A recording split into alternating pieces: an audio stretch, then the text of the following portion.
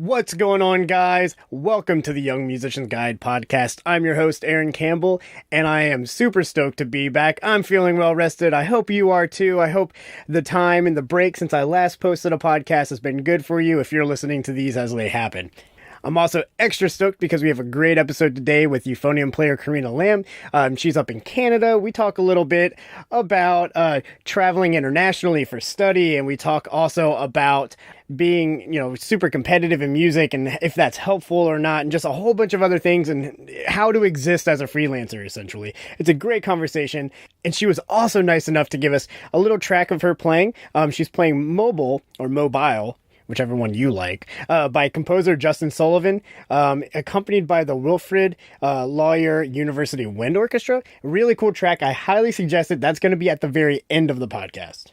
But guys, as always, if you have anything out there in the Young Musician's Guide community, anything that's going on that you think is really cool and you want to shout out, please reach out to me on any of the social networks at AKCEUPH. And if I think it's really cool, I'll make sure to shout it out here on the podcast for everybody to check out.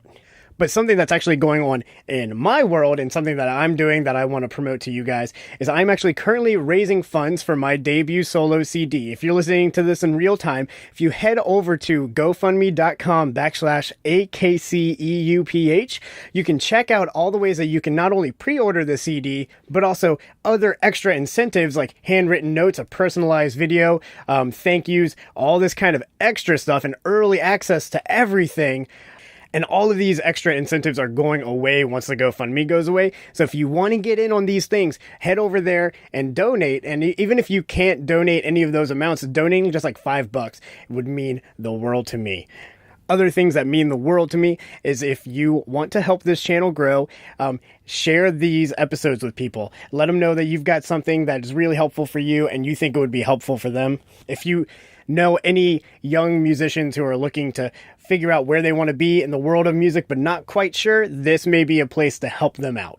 You can also always help out by leaving comments on the YouTube page or leaving a rating on iTunes, letting us know how much you love it, what you want to see in the future, and anything else we can do. All that stuff helps us beat algorithms, gets us to the top of the page so more people can find, more people can chat, and this thing can keep getting bigger and better faster. And of course, the last thing you can do is head over to patreon.com/AKCEUPH and help donate, even if it's just $1, whatever you got. You put $1 in per episode. Every time I post an episode, $1 comes out of your bank account and comes into mine to help me with the overhead and the cost of making this happen. But yeah, that's all the promotion I've got today. Remember, if you've got something on the Young Musician's Guide community and you want it to be out here, let me know, throw it my way, and maybe I'll give it a shout out in the future. But let's get on with it. Here is my conversation with freelance euphonium player Carina Lam.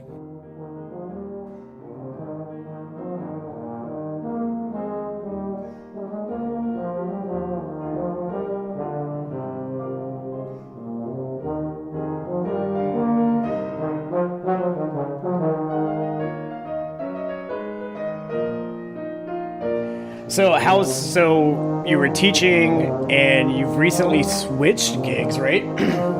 So what's the new thing you're up to? So it's remember how I said that I had like 4 jobs? Yes.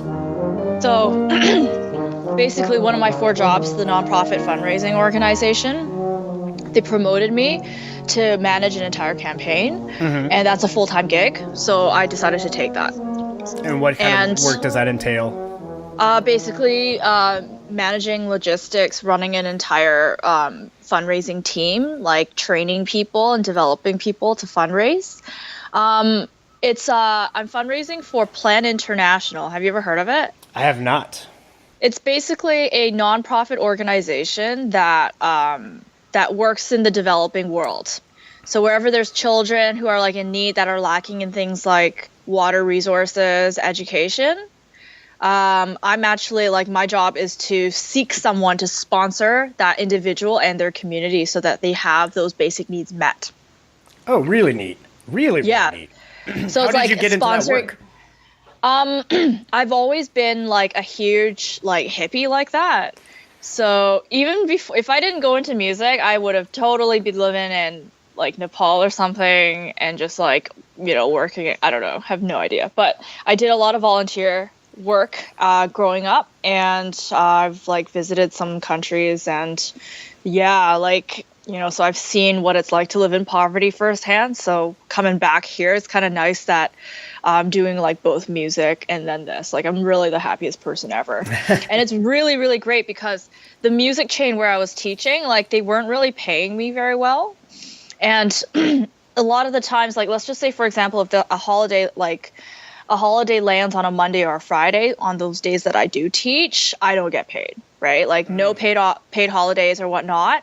Another thing is in the summertime when kids are like out of the country on vacation or not as dedicated to like investing in music in the summertime, I still have to work the same hours. It's just that I have like all these empty slots with no students, so I don't actually get paid. But I'm still putting the same time in as I would like throughout the entire year. So I was kind of getting like a little bit like I started reflecting on all my jobs and thinking, okay, I'm getting tired. Like, I'm really getting exhausted now, and I need to scale down a little bit. And that teaching in that chain was like the one thing I felt like I wasn't being challenged enough in. Like, every other job, I feel like I'm moving up, but this one here, it's like, you know, like if I had 4 of my own private students that I teach at home, I'd be making the equivalent of like my full salary, like my full income working at that school. Yeah, I see your eyes. Yeah, no, yeah. That's, well, a lot of times too, like the nice thing about working for a company like that is that either two things is you will get paid for your time there, not necessarily for students that you teach. So if you're there for 4 hours, but you only teach a student, you're still getting paid for the 4 hours. And it seems like that wasn't the way. And then the other thing is, too, is they do a lot of advertising for you, so you don't have to. Yeah, so basically they had to. But you know what? Like, I'm the only brass instructor there. And, like, there was a huge wait list. So they only hired one. It's just really weird, man. And, I felt like I didn't have a lot of flexibility too. So for example, if I had a gig or, you know, I didn't want to work, like I work until 9 on a Friday night, like outside of the city, and it takes me like close to 45 minutes to get home.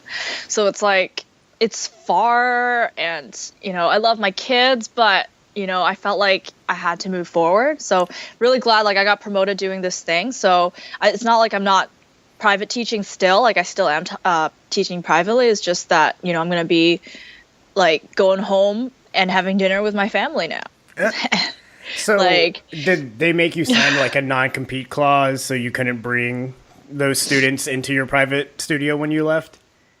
I had to sign that clause, which is, I don't even care because like they live so far away. So I told them, like I said, you have 2 options. I would highly recommend that you stay here because the next teacher who's coming like to take my place is going to be just as qualified. 1, 2, it's cheaper for you because I charge this much, and I live out in Scarborough. So they're like, oh, okay, fair enough. But I still gave them my, you know, like information. So I just told them if they ever need anything to reach out to me, but I'm not technically allowed to be like, hey. Yeah. You know what I mean? It's not fair. They can make the decision themselves. Of course. So that's always fun because you get so nervous, especially when you're a freelancer and you do have anything that is a regular paycheck or regular pay. It gets you get really intimidated to actually like switch from anything, like to actually say, let me drop this form of income or whatever.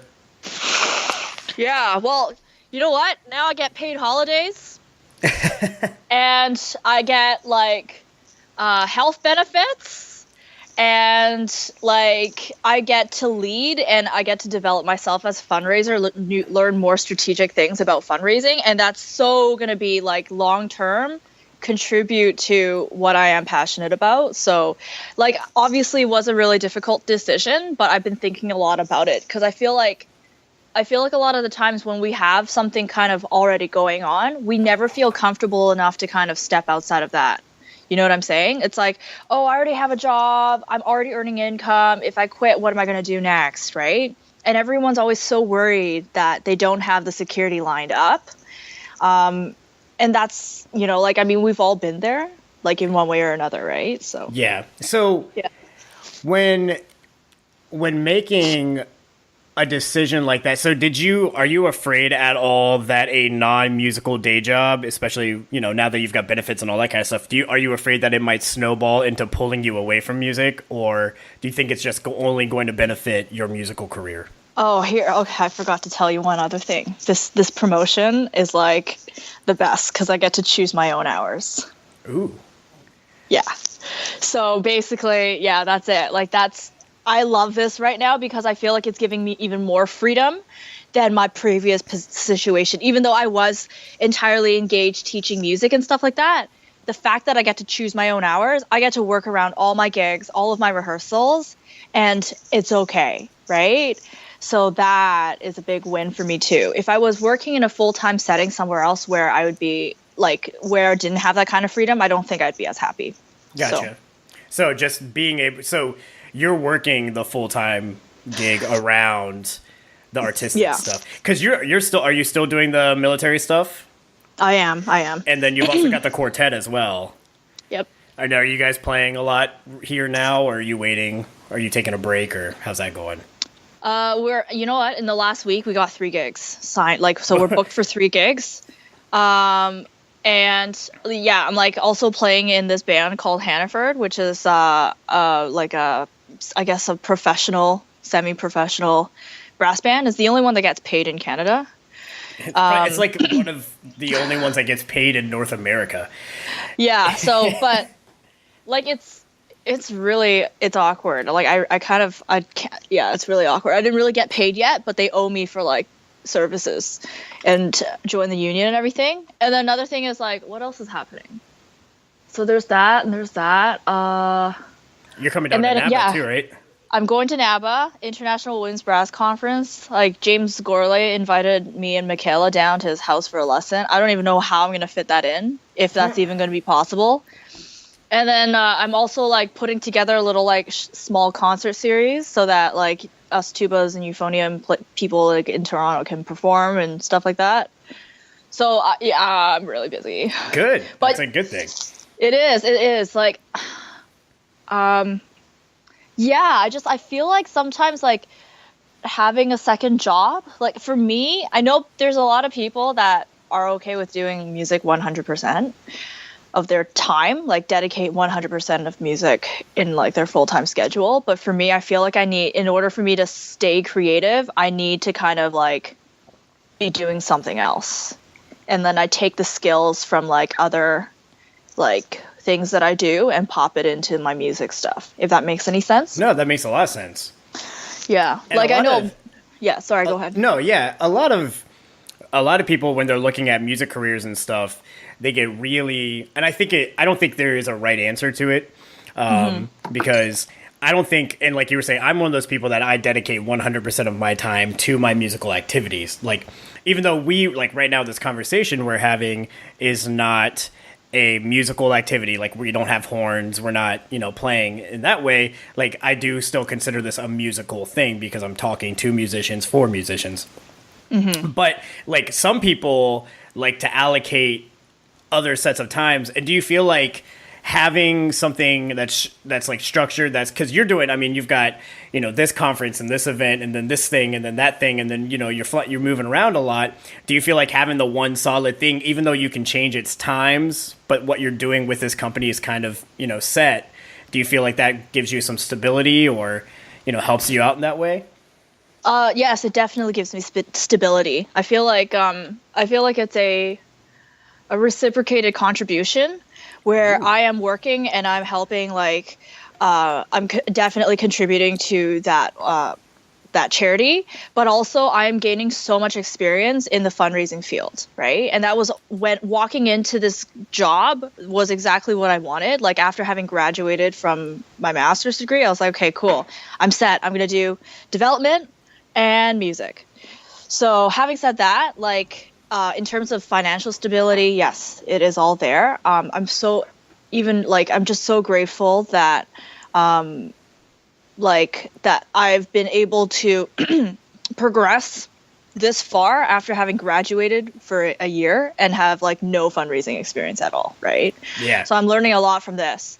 But another thing is as a fundraiser, you learn so much about relationships and like what people value and how to start, like build rapport and things like that. And that those skills are so applicable to the music world as well when you're networking and like, marketing yourself and things like that. So yeah, I think that it really complements like my other job really complements my music stuff or what I do in the music stuff. I don't think I would be happy working at a coffee shop, for example, because, I'd be so physically invested in things like making sure the coffee machine is like clean and making sure like that, I'm pouring the milk on top of the espresso accurately with like that leaf design. You know what I mean, right? Yeah. I've worked at a coffee shop for a really long time, and I just felt like it's like it wasn't it didn't really complement my music or help me advance in my music career. Whereas this, I feel like, is just kind of like a businessy.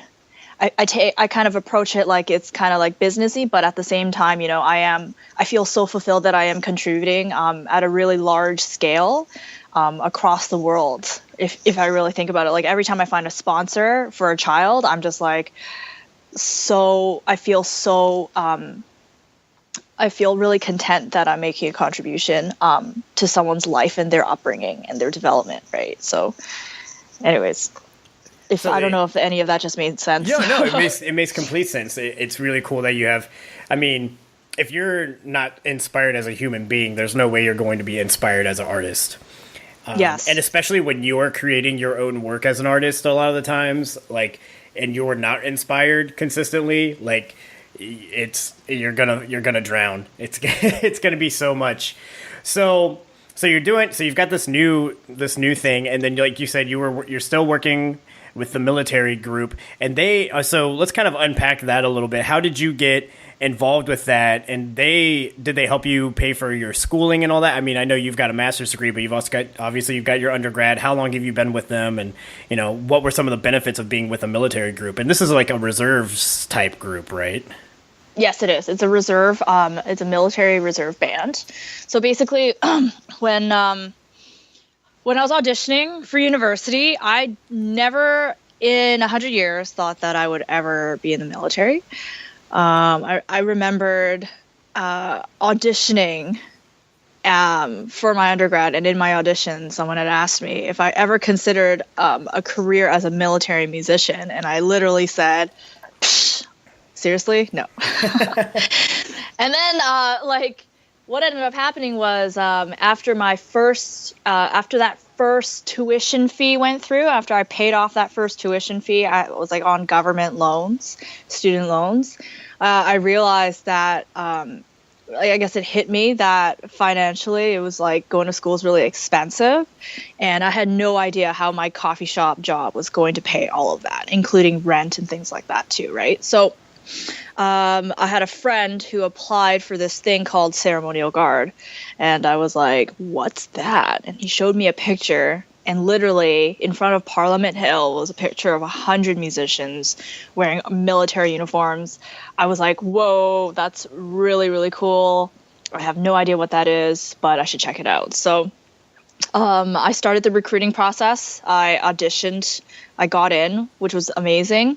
But in order to play in a military band, you had to fulfill all the physical requirements. So I had to start doing push-ups and stuff, like to start going to the gym.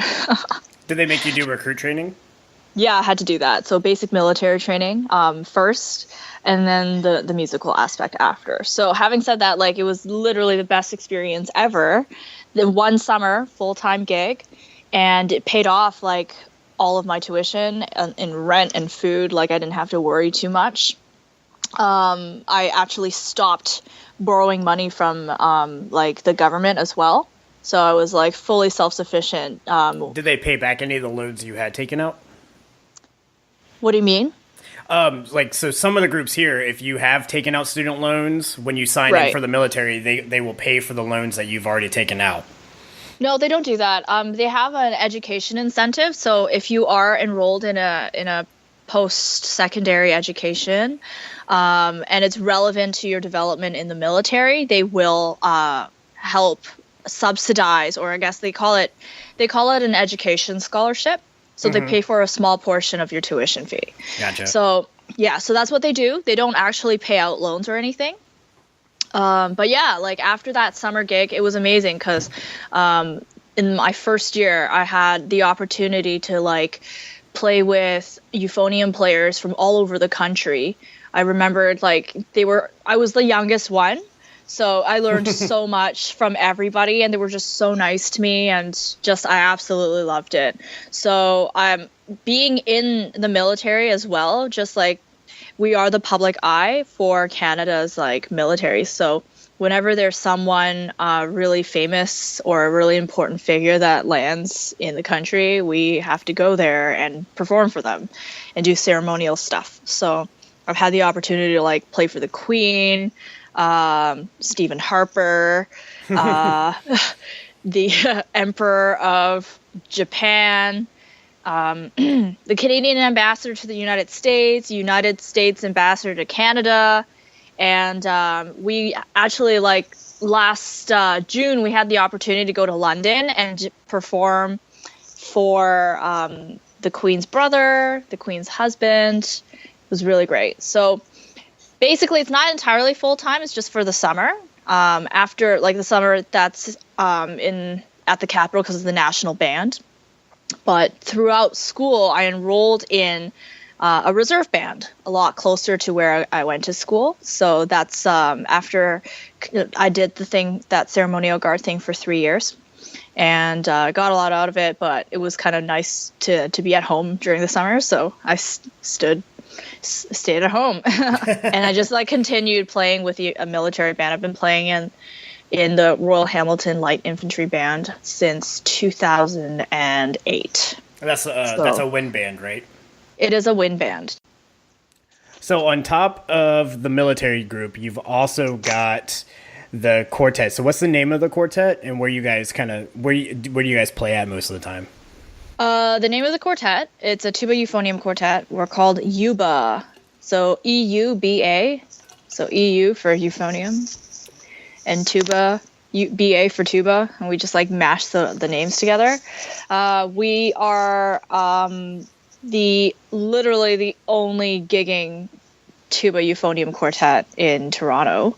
And literally it all started with Michaela. She just wanted an opportunity to play, so we signed up to perform at the Toronto Christmas market, and she got the gig, and then we kind of just like developed as a group. The members have changed a couple of times because some of us have like other commitments and things like that. So but yeah, we performed also at the Oktoberfest that happens in the fall, and we just generally gig around. We've done things for the Toronto Arts Foundation, park concerts in the summer, and we've been able to also get opportunities to perform outside of the Greater Toronto area, for example, in Burlington.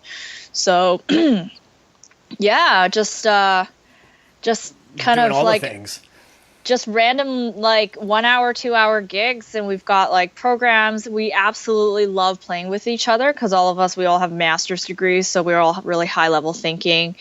We contribute within the group in rehearsals, and we don't take anything personally, which is always the best.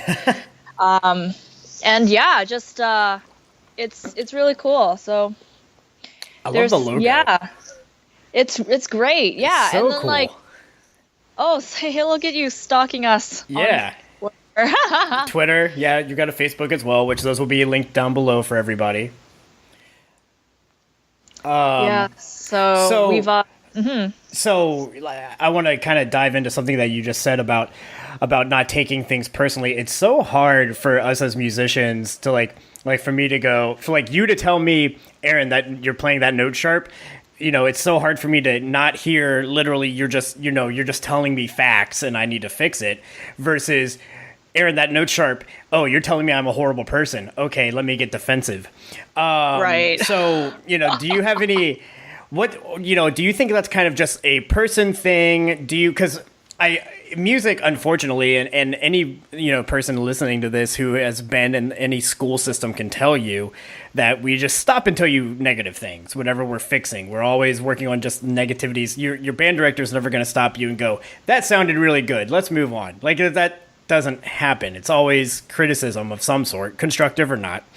So how do you continue? How do you maintain not taking things personally? Like, do you have any tips or suggestions, or do you think that's just kind of the people you guys are and why that works out? Well, we've all known each other for a long time. So having said that, like, just our personalities, we're all very unique people. So when it comes to the rehearsal model, if there's anything that ever occurs, and we're all just really committed to making us, like, as a collective, sound the best that we can, right? Because at the end of the day, what we want to do is not only kind of meet the fullest potential of our playing ability, but to also deliver what the composer wants out of the music. So that's like our main commitment there. A lot of the time, if anyone's like sharp or flat, we're so Canadian that we'll just be like, "Hey, is that me? Am I a little too high?" And then, or am I a little too flat? So we kind of offer a donut. We don't. Well, no, we don't eat donuts during rehearsal. We do that after. So no, a lot of the time we if something doesn't fit, we kind of all ask ourselves first, like, "Hey, is it me? Am I making that contribution here, or is it someone else?" Right? So what we'll do generally is we'll just say, "Hey, how can we make this better?" Or, "We're not together. Is it me?" And then literally, if it just, when we're really crossed for time, we'll just be like, "Oh, the third," or, well, like if we're doing chords and stuff like that, whatever, the third or the fifth, whoever has a better sense of intonation will probably speak up, or we'll literally just take the tuner out. I mean, just to see if we're in tune with each other first. And we kind of just like break it down like that. A lot of the time we don't play the blame game, or what do you call it? Like, it's you. That's just really not conducive to any learning environment, regardless of how old you are or how much experience you have, right?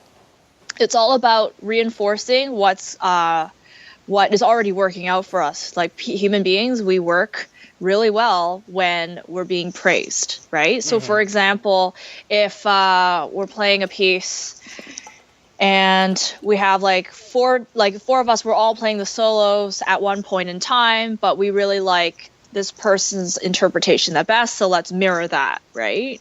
Rather than, "Oh, maybe you need to it's just, we don't really think that way. We try to approach it with as much of like positive, constructive criticism as possible. And we never take it personally, simply because we don't have time to do it. You know what I mean? Like we only get maybe 1 or 2 rehearsals before a gig. We're so busy. So it's all about, all right, how can we be as efficient as possible, help each other out so that we can really sound good when we get out there. Yeah, and a lot of times, unless you're like the Dallas Brass or the Canadian Brass or a group like that, you're not rehearsing regularly. Like, it's very rare that a group, and correct me if I'm wrong, but like I'm in a couple quartets and it's literally, we rehearse as needed. For gigs, it's like, "Oh, we have an Easter gig coming up, so a couple weeks before, let's get together a couple times." So we're not meeting regularly. Yeah. And that's the way a lot of chamber groups kind of work. So when you come together, you have to be on your game, you have to be efficient, and you have to be, quick and about everything. It has to be to the point.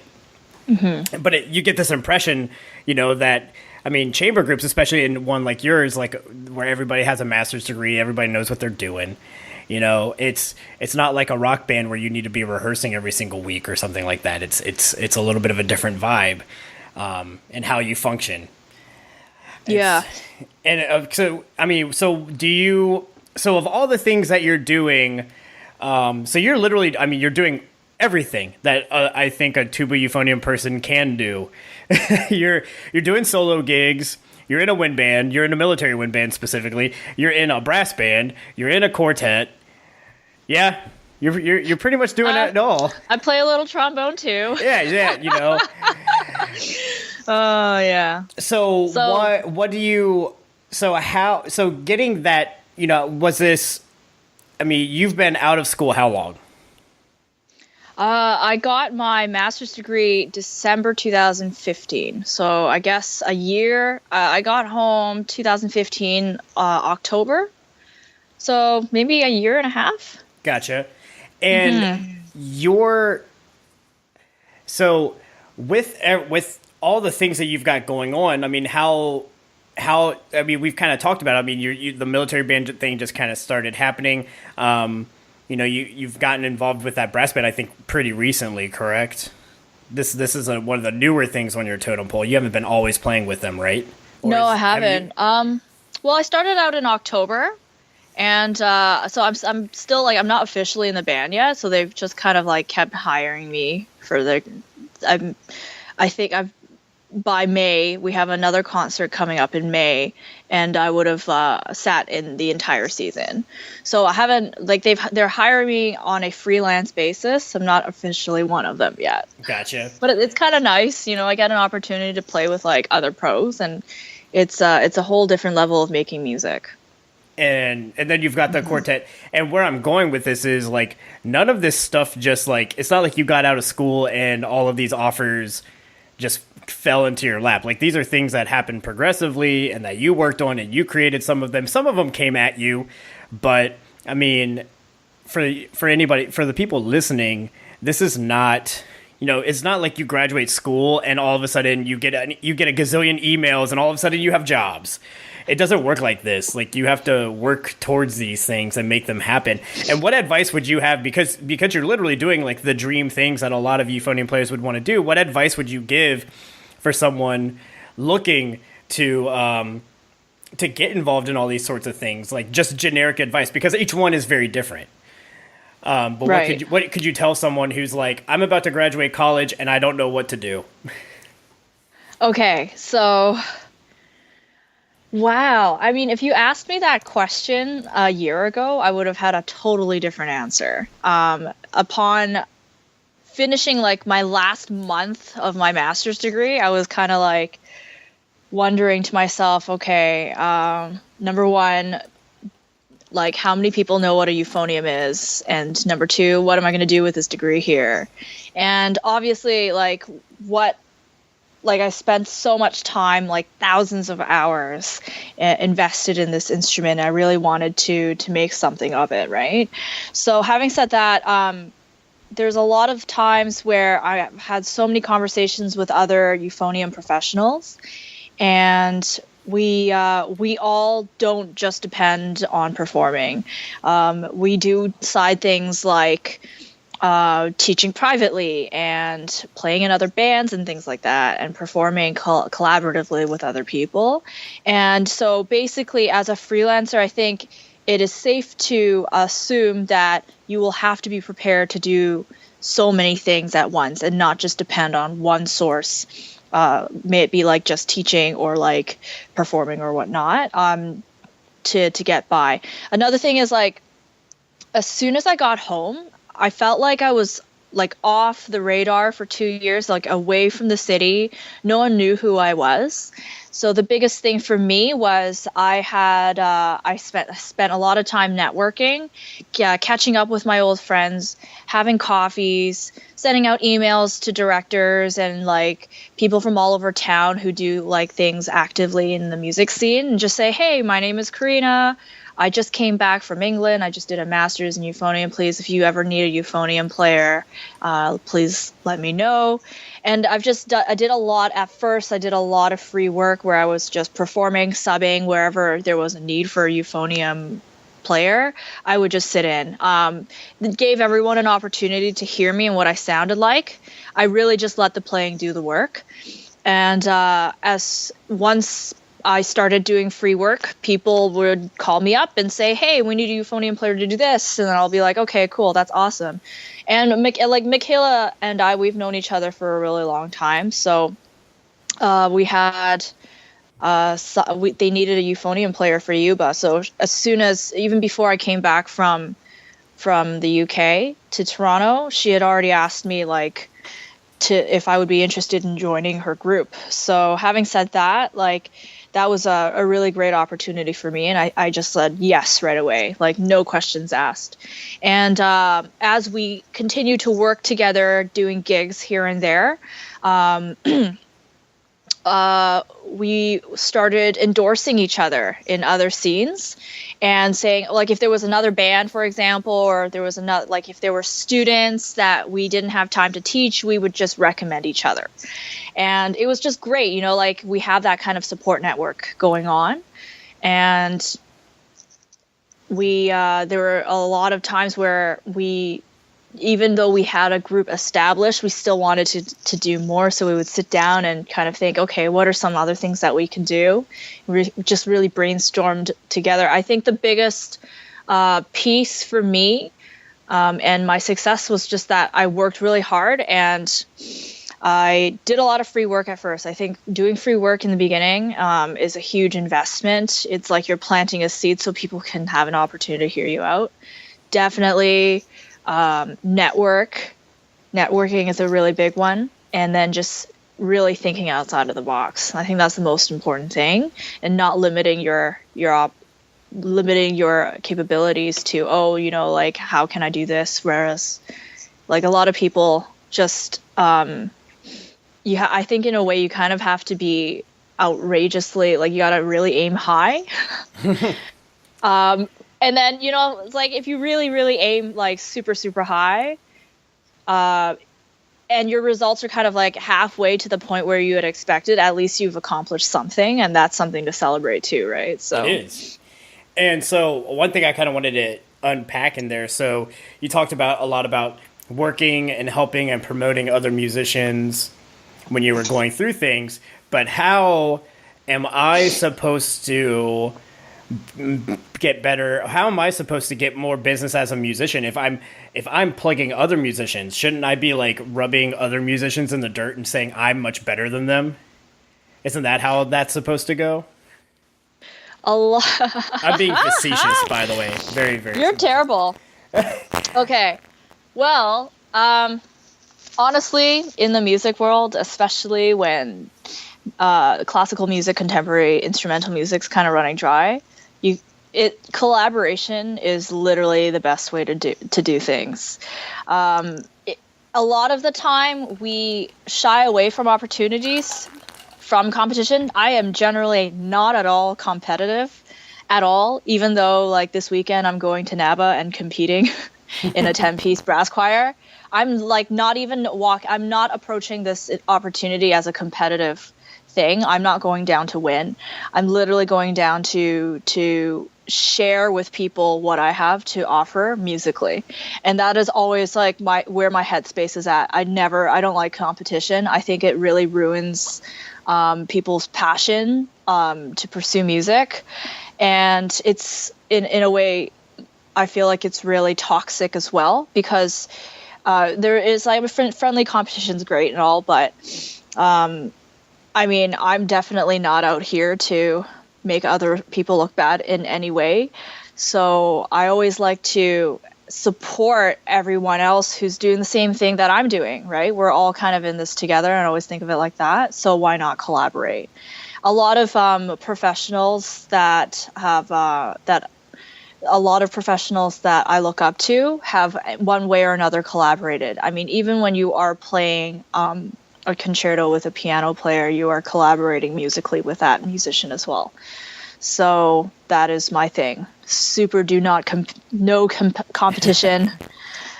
Cool. So yeah, so it's crazy how people get competitive and they think that if they have to single out all other musicians and they have to be the only one in order for them to get other business. But like, if you're an asset to other musicians, they'll think of you either when like they can't do anything or when they need another player, or like if it's not just because you're a good player, but if you're a resource for other musicians, good things happen to you. So I agree. So don't like strongbow anybody out of there,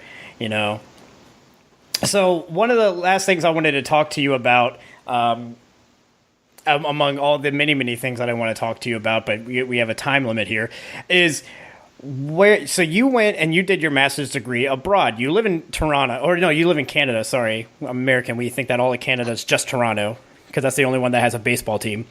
But you actually did your master's over in Manchester in the UK. So what was that like? What was your decision to go and do that? Would you suggest other people studying abroad, just for people who are younger and thinking about doing those sorts of things? Cool.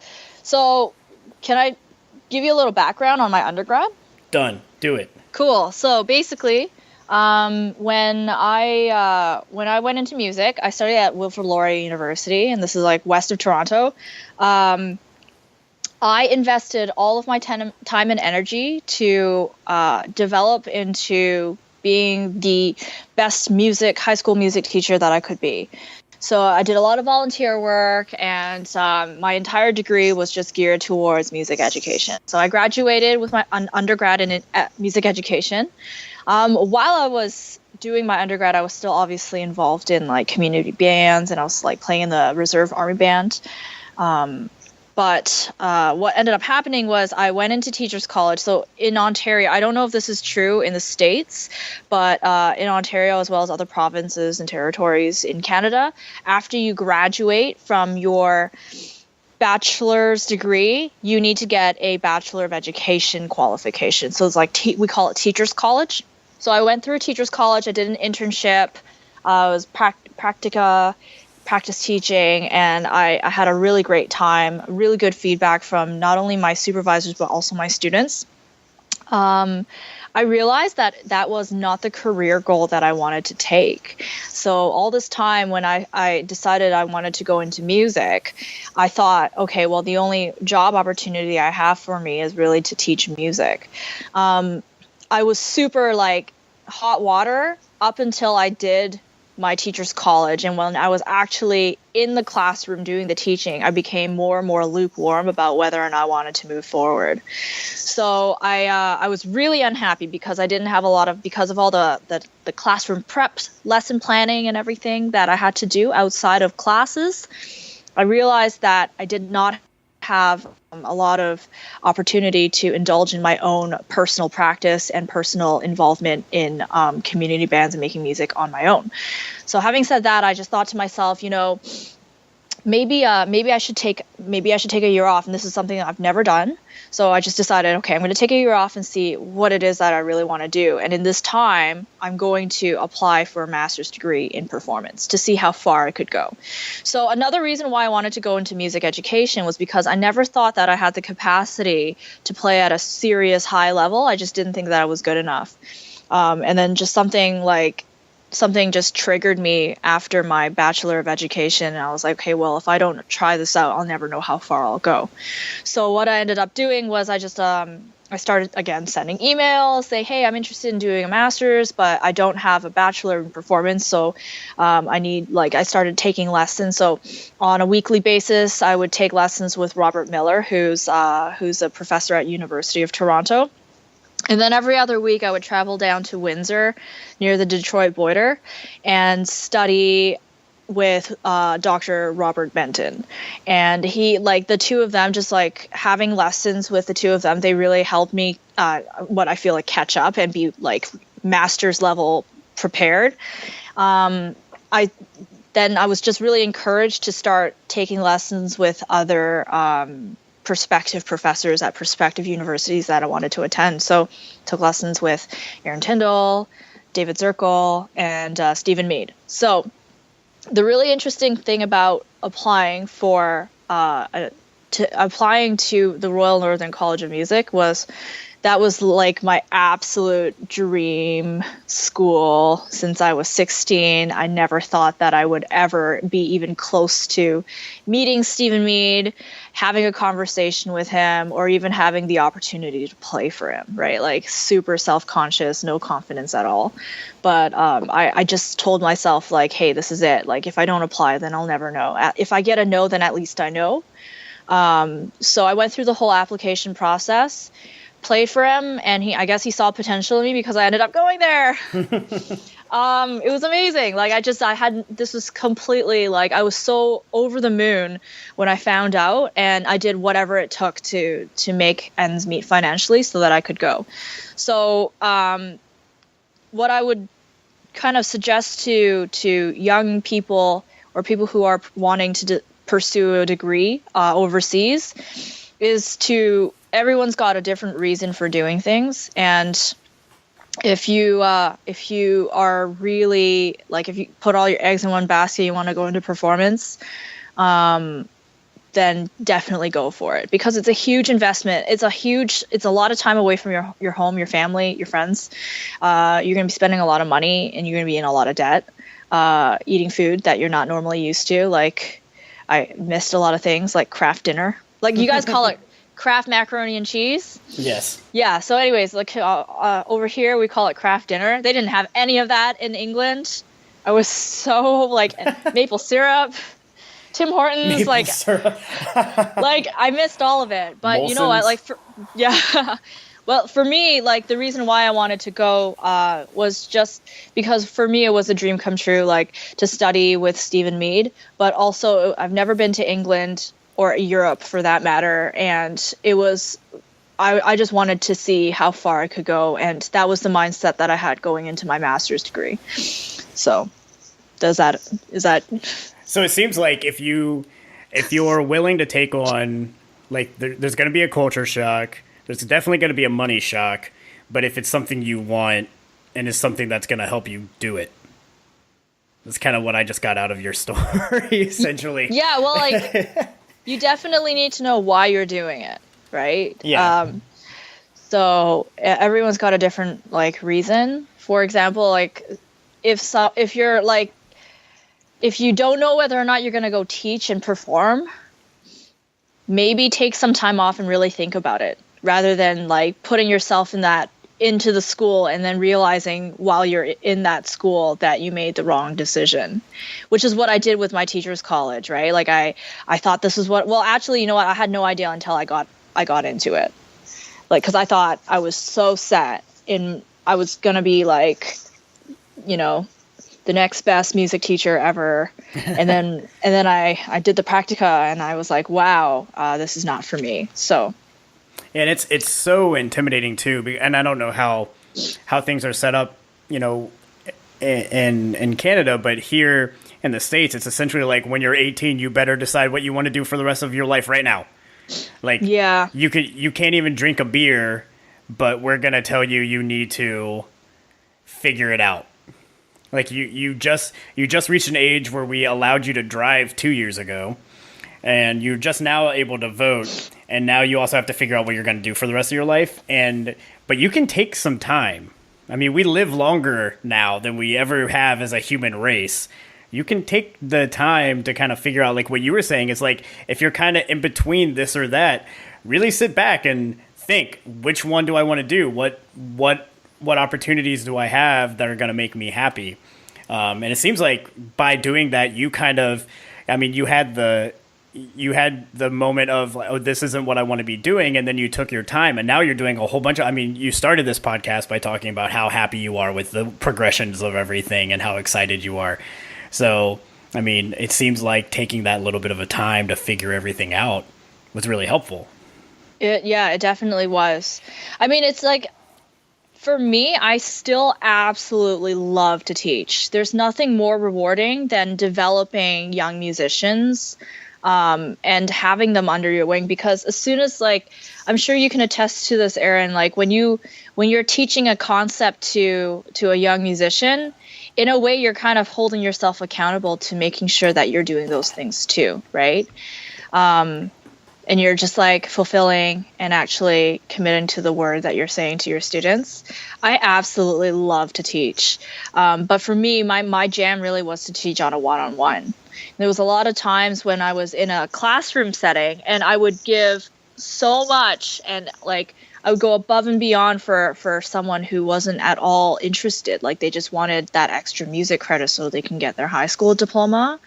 And it just broke my heart. Like I couldn't change their mind and think like couldn't control it. It's something that I couldn't control, and I was just so upset over that. So for me, like, I absolutely love teaching. And it's just even more rewarding when I have these one-on-one students, because, you know, they're doing it because they really want to, right? And if they have the passion for it, it's just like, it's such a beautiful thing when you see them develop and improve over the time that you are with them.